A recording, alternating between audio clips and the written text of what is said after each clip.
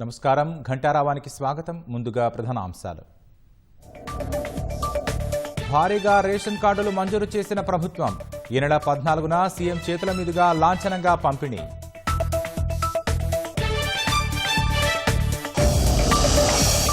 Formula ఈ కేసులో దూకుడు పెంచిన ఏసీబీ. ఇవాళ విచారణకు రావాలని అరవింద్ కుమార్కు నోటీసులు.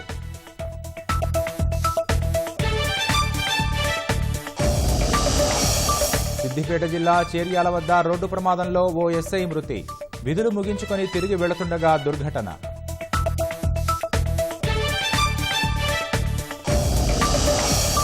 సాయంత్రం హైదరాబాద్కు ఏఐసీసీ అధినేత ఖర్గే. రేపు పీసీసీ నేతలు క్షేత్రస్థాయి కార్యకర్తలతో విస్తృత సమావేశాలు. రాబోయే 5 ఏళ్లలో ఘానాతో ద్వైపాక్షిక వాణిజ్యం రెట్టింపు. ప్రధాని మోదీ పర్యటనలో 4 ఒప్పందాలపై సంతకాలు.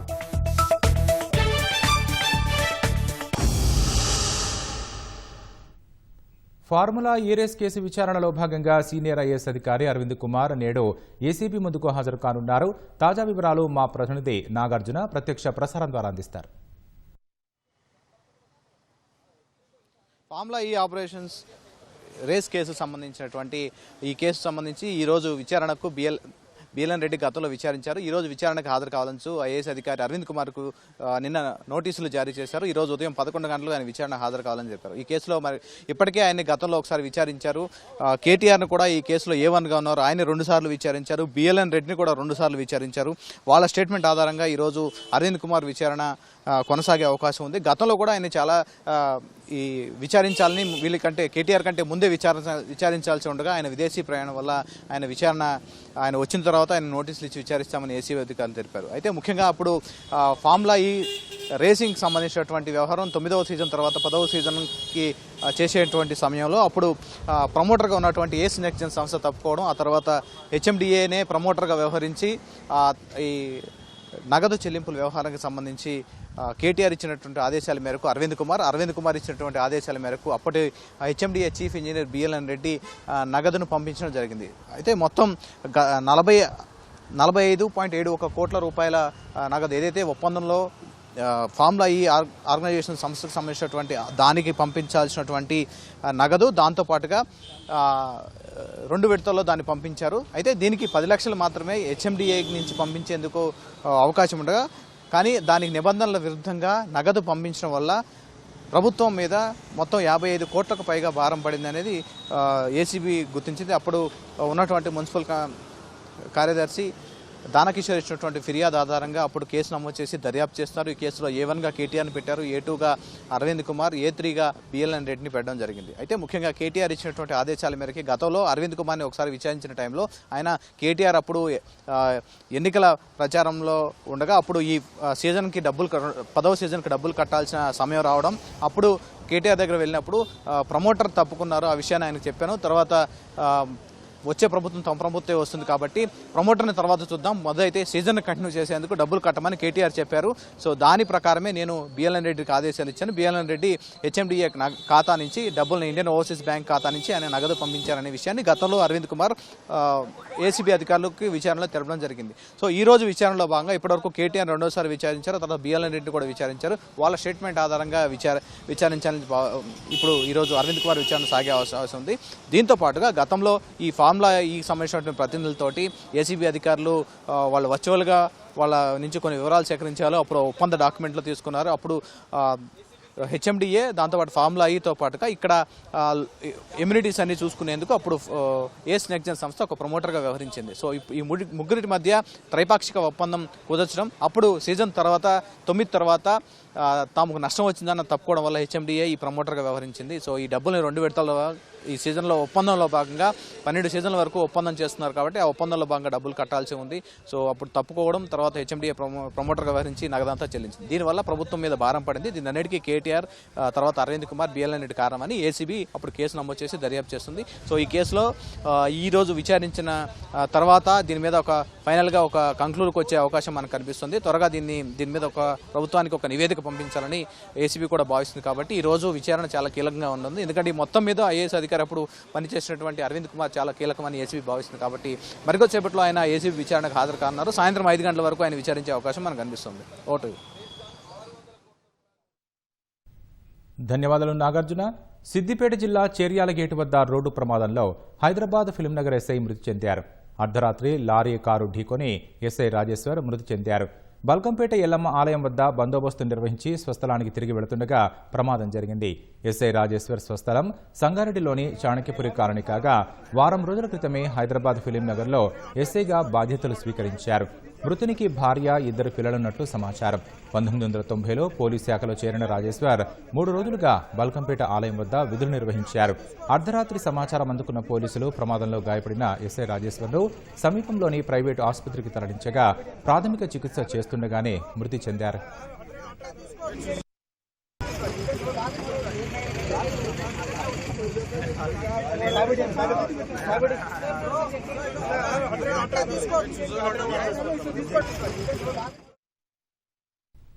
హైదరాబాద్ శివారు మైలార్దేవ్పల్లి పోలీస్ స్టేషన్ పరిధిలోని రబ్బరు పరిశ్రమలో అగ్ని ప్రమాదం జరిగింది. శివం రబ్బర్ పరిశ్రమలో ఒక్కసారిగా మంటలు చెలరేగడంతో చుట్టుప్రక్కల దట్టమైన పొగ అలముకుంది. స్థానికులు భయాందోళనకు గురయ్యి అగ్నిమాపక సిబ్బందికి సమాచారం ఇవ్వగా 2 ఫైర్ ఇంజన్లతో మంటలను అదుపు చేశారు. ప్రమాదంలో ప్రాణనష్టం లేకపోవడంతో అంతా ఊపిరి పీల్చుకున్నారు. షార్ట్ సర్క్యూట్ కారణంగానే మంటలు చెలరేగినట్లు అధికారులు అంచనా వేస్తున్నారు. ఘటనా స్థలికి చేరుకున్న మైలార్దేవ్పల్లి పోలీసులు ప్రమాదం దర్యాప్తు చేస్తున్నారు.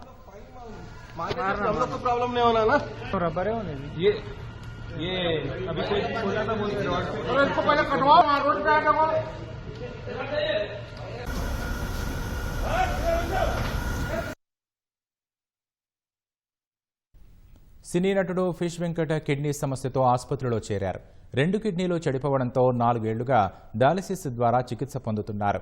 ఆరోగ్యం పూర్తిగా చెడిపోవడంతో 4 రోజులుగా హైదరాబాద్ బోడుప్పల్లోని ఆర్బీఎం ఆసుపత్రిలో చికిత్స తీసుకుంటున్నారు. 2 కిడ్నీలు మార్పిడి చేయాలని, ఆరోగ్య పరిస్థితి రోజురోజుకు విషమిస్తోందని వైద్యులు చెప్పినట్లు వెంకట్ కుమార్తె స్రవంతి తెలిపారు. ఆర్థిక పరిస్థితి కారణంగా సరైన వైద్య సేవలు పొందలేని స్థితిలో ఉన్నామని, దాతలు ముందుకొచ్చి సాయం చేయాలని కోరారు.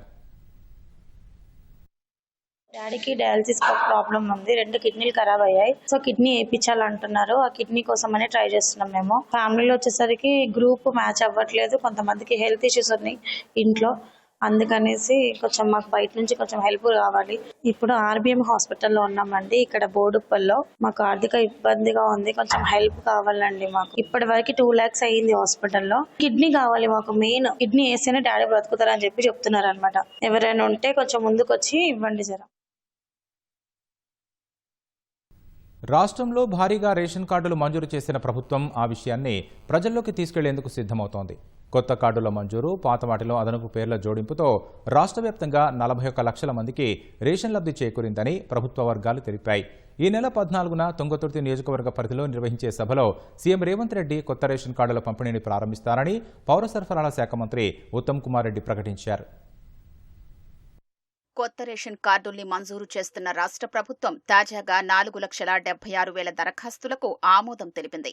ఈ నిర్ణయంతో రాష్ట్ర వ్యాప్తంగా 11,30,000 మంది పేదలకు ప్రయోజనం కలగనుంది. రేషన్ కార్డుల మంజూరుతో నిరుపేదలకు భారీగా లబ్ధి చేకూరుతున్న నేపథ్యంలో ఈ విషయాన్ని ప్రజల్లోకి విస్తృతంగా తీసుకెళ్లేందుకు సర్కార్ సిద్ధమవుతోంది. సూర్యాపేట జిల్లా తుంగతుర్తి నియోజకవర్గంలో సభను నిర్వహించాలని ముఖ్యమంత్రి రేవంత్ రెడ్డి నిర్ణయించారు. ఈ నెల 14న జరగనున్న సభలో కొత్త రేషన్ కార్డుల పంపిణీని ప్రారంభిస్తారు. ముఖ్యమంత్రి చేతుల మీదుగా లబ్ధిదారులకు రేషన్ కార్డు పత్రాల్ని అందిస్తామని పౌర సరఫరాల శాఖ మంత్రి ఉత్తమ్ కుమార్ రెడ్డి తెలిపారు. నియోజకవర్గాల్లో మంత్రులు, ఎమ్మెల్యేల ద్వారా అందిస్తామని వెల్లడించారు. మన కాంగ్రెస్ ప్రభుత్వం వచ్చిన తర్వాతనే కొత్త రేషన్ కార్డులు ఇచ్చే ప్రక్రియ మొదలు పెట్టినాము. వచ్చిన అప్లికేషన్స్ అన్ని కూడా 13వ తారీఖు వరకు వెరిఫికేషన్ ప్రాసెస్ అర్హులైన వాళ్ళని ఎంపిక చేసే బాధ్యత జిల్లా కలెక్టర్. 14వ తారీఖున ముఖ్యమంత్రి రేవంత్ రెడ్డి గారి ద్వారా తుంగతుర్తిలో రాష్ట్ర వ్యాప్తంగా కొత్త రేషన్ కార్డులు ఇచ్చే ప్రక్రియ మొదలు పెట్టబోతున్నాము. కొత్త రేషన్ కార్డుల మంజూరుతో పాటు ఇప్పటికే ఉన్న కార్డుల్లో కొత్త సభ్యుల్ని జోడించారు. అటు కొత్త కార్డులు, ఇటు పాత కార్డుల్లో జోడింపుతో పేద కుటుంబాల సభ్యులు భారీ సంఖ్యలో రేషన్ పథకంలో లబ్ధిదారులయ్యారు. సీఎం తుంగతుర్తి సభ కంటే ముందే డైనమిక్ కీ రిజిస్టర్ డీకేఆర్లో కొత్త లబ్ధిదారుల పేర్లు నమోదు చేయనున్నారు. డీకేఆర్లో నమోదైన వారికే రేషన్ లబ్ధి చేకూరుతుంది. క్యూఆర్ కోడ్తో స్మార్ట్ రేషన్ కార్డుల్ని ఇవ్వాలని ప్రభుత్వం నిర్ణయించగా టెండర్ల ప్రక్రియలో ఓ సంస్థ న్యాయస్థానాన్ని ఆశ్రయించింది. ప్రస్తుతానికి పేపర్ రూపంలోనే రేషన్ కార్డు ఇవ్వనున్నారు. ప్రభుత్వ నిర్ణయంతో 6 నెలల్లో 41 లక్షల మందికి రేషన్ ప్రయోజనం కలిగింది. ప్రభుత్వం 2025 నుంచి కొత్త రేషన్ కార్డుల్ని మంజూరు చేస్తోంది. మే 23 వరకు మంజూరు చేసినవి, తాజాగా ఆమోదం తెలిపినవి కలిపి 6 నెలల్లో మొత్తం 41,11,357 మందికి ప్రయోజనం కలగనుంది.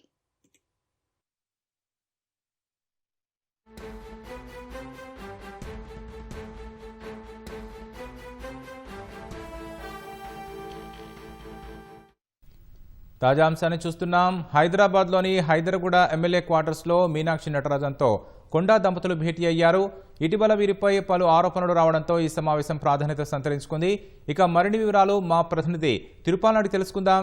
తిరుపాల్, చెప్పండి, మీనాక్షి నటరాజన్తో కొండా మురళి, కొండా సురేఖ సమావేశంలో ఏ అంశాలు ప్రస్తావనకు వచ్చే అవకాశం ఉంది?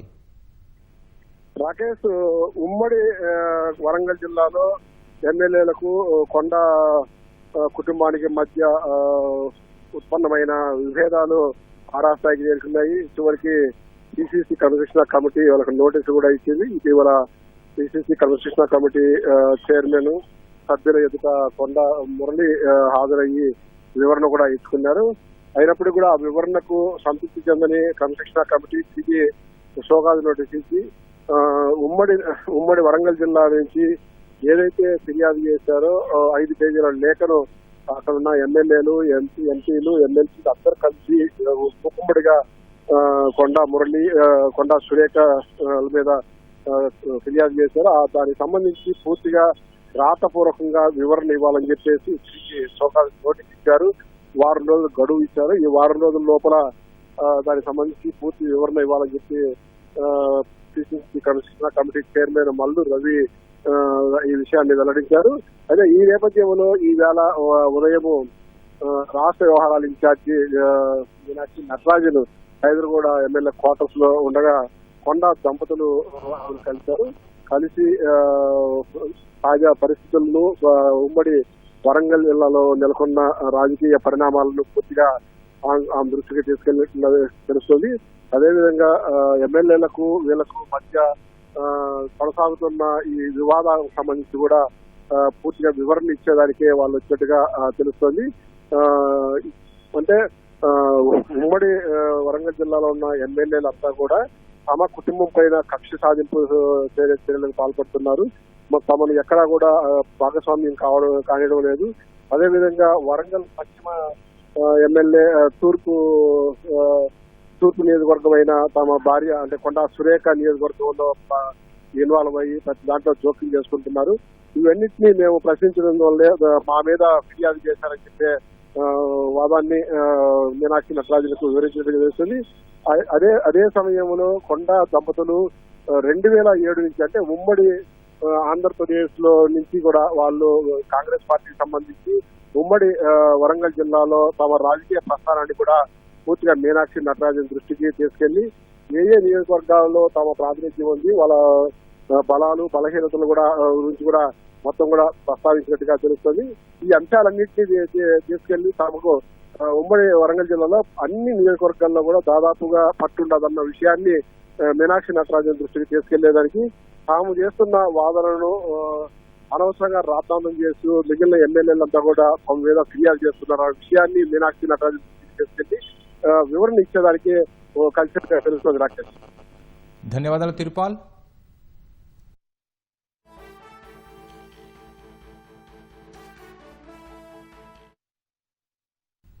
రాష్ట్రంలో 2 రోజుల పర్యటన కోసం ఏఐసీసీ అధ్యక్షుడు మల్లికార్జున ఖర్గే ఇవాళ హైదరాబాద్కు రానున్నారు. సాయంత్రం 5 గంటలకు నగరానికి చేరుకోనున్న ఆయన రేపు ఉదయం 11 గంటలకు గాంధీభవన్లో జరిగే రాజకీయ వ్యవహారాల కమిటీ సమావేశంలో పాల్గొంటారు. మధ్యాహ్నం 12:30 గంటలకు విస్తృత స్థాయి పీసీసీ సర్వసభ్య సమావేశానికి హాజరవుతారని కాంగ్రెస్ వర్గాలు తెలిపాయి. ఆ తర్వాత ఎల్బీ స్టేడియంలో జరిగే పార్టీ క్షేత్రస్థాయి నేతల సమావేశంలో పాల్గొననున్న ఖర్గే రేపు సాయంత్రం 6:45 ప్రత్యేక విమానంలో కర్ణాటక వెళతారు. ప్రధాని నరేంద్ర మోదీకి మరో అరుదైన గౌరవం దక్కింది. పశ్చిమాఫ్రికా దేశం ఘనా అత్యున్నత పురస్కారాన్ని ప్రధాని అందుకున్నారు.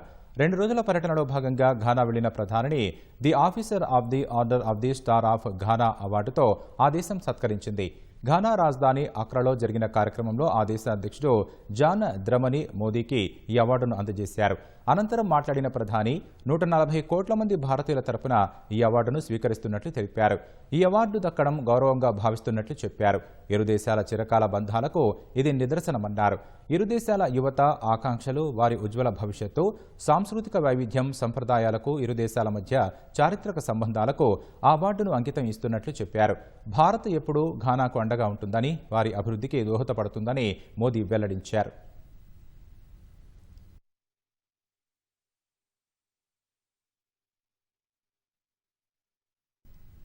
మాల్దీవులు భారత్ మధ్య సంబంధాలు మళ్లీ గాడిన పడుతున్నాయి.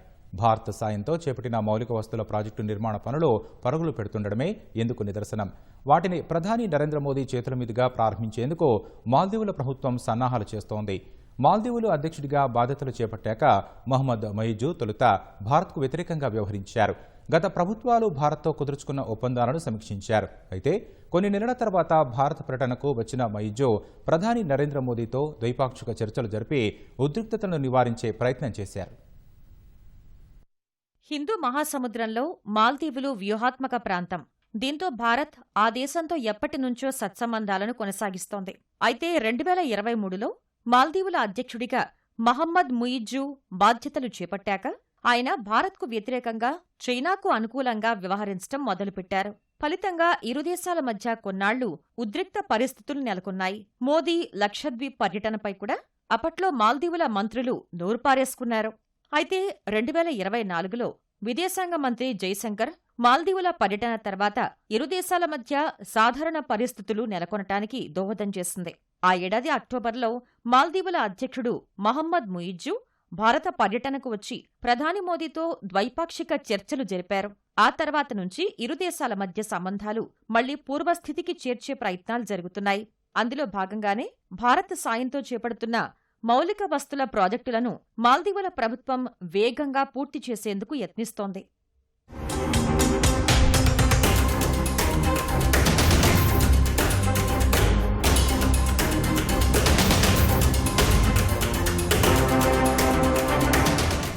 భారత్ ఆర్థిక సాయంతో ప్రస్తుతం మాల్దీవుల్లో హనీమాదో అంతర్జాతీయ విమానాశ్రయం, తిలామేల్ వంతెన నిర్మాణ పనులు వేగంగా సాగుతున్నాయి.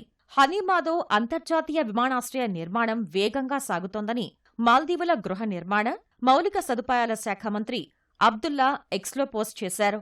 ఇండియా ఎగ్జిమ్ బ్యాంక్ రుణ సదుపాయంతో నిర్మితమవుతున్న ఈ విమానాశ్రయం ఈ ఏడాది సెప్టెంబర్ నాటికి పూర్తవుతుందని తెలిపారు. రన్వే నిర్మాణం పూర్తయిందని వెల్లడించారు. మాల్దీవుల్లో వెనుకబడిన ప్రాంతంగా ఉన్న హోదాలు అతోల్లో ఈ విమానాశ్రయం నిర్మితమవుతోంది. ప్రస్తుతం మాల్దీవుల రాజధాని మాలీలోనే పర్యాటకం కేంద్రీకృతమయ్యింది. ఈ విమానాశ్రయం కారణంగా పర్యాటక వికేంద్రీకరణ జరిగి హోదాలు అతోల్ కూడా అభివృద్ధి జరుగుతుందని మాల్దీవుల ప్రభుత్వం అంచనా వేస్తోంది. దక్షిణాసియా, ఆగ్నేయాసియా మధ్య లాజిస్టిక్స్ హబ్గా కూడా ఉపయోగపడగలదని నిపుణులు అంటున్నారు. మాల్దీవుల రాజధాని మాలీని ఇతర ద్వీపాలతో అనుసంధానించే తిలామేల్ వంతెన కూడా భారత ఆర్థిక సాయంతో నిర్మితమవుతోంది.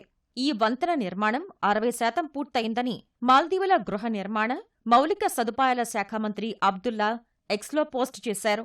వంతెన పైలింగ్ పనులు విజయవంతంగా పూర్తయ్యాయని తెలిపారు.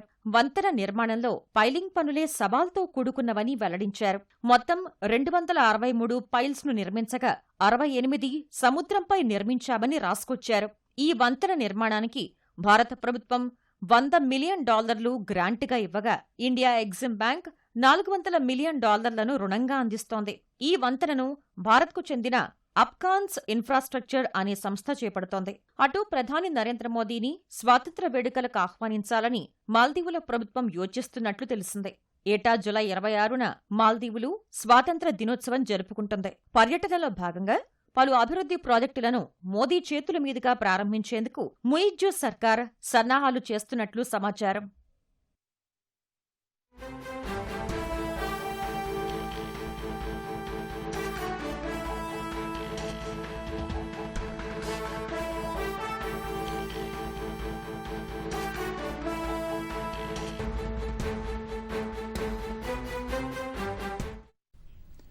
తాజా అంశాన్ని చూస్తున్నాం. హైదరాబాద్లోని సనత్ నగర్లో రిఫ్రిజిరేటర్ పేలింది. సనత్ నగర్లో రాజరాజేశ్వరి నగర్లో ఒక్కసారిగా ఫ్రిడ్జ్ పేలి భారీగా మంటలు చెలరేగాయి. దాని ధాటికి ఇంట్లోని వస్తువులు దగ్ధమయ్యాయి.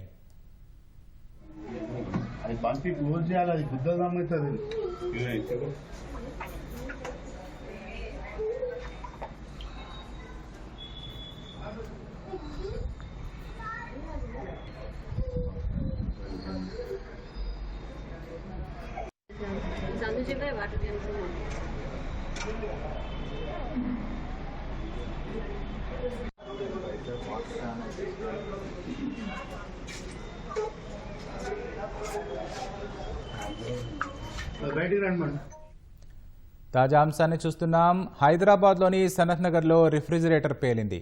సనత్ నగర్లో రాజరాజేశ్వరి నగర్లో ఒక్కసారిగా ఫ్రిడ్జ్ పేలి భారీగా మంటలు చెలరేగాయి. దాని ధాటికి ఇంట్లోని వస్తువులు దగ్ధమయ్యాయి. సమాచారం అందుకున్న అగ్నిమాపక సిబ్బంది హుటాహుటిన చేరుకొని మంటలను అదుపులోకి తీసుకొచ్చారు.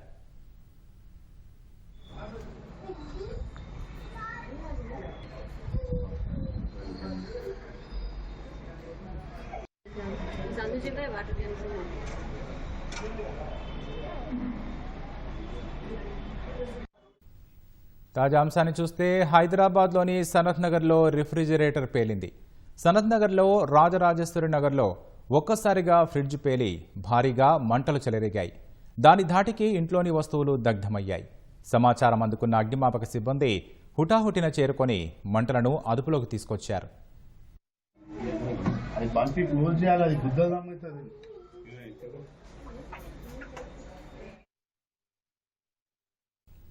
పటిష్ట భద్రత మధ్య అమర్నాథ్ యాత్ర ప్రారంభమైంది. దక్షిణ కశ్మీర్లోని హిమాలయాల్లో 3880 మీటర్ల ఎత్తులో ఉన్న అమర్నాథ్ క్షేత్రాన్ని దర్శించేందుకు తొలి బ్యాచ్ యాత్రికుల బృందం బయలుదేరాయి. ప్రాంగణమంతా హరహర మహాదేవ్ భంభం భోలే నినాదాలతో మారుమోగింది.